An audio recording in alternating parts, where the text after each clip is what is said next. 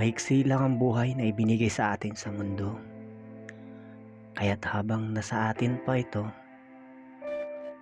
pahalagahan natin, gumawa tayo ng mabuti sa kapwa habang nandito pa tayo. Dahil hindi natin alam sa bawat pag-ikot ng oras kung kailan tayo dun ko kuminilog. Kaya't hanggat nandito pa tayo, sikapin nating makagawa ng mabuti. Minsan, tinatanong tayo ng pamilya natin kung okay lang ba tayo. Natural, sagot natin oo. Okay lang kami, okay lang ako, ayos naman ako sa trabaho ko, safe naman kami, maayos naman.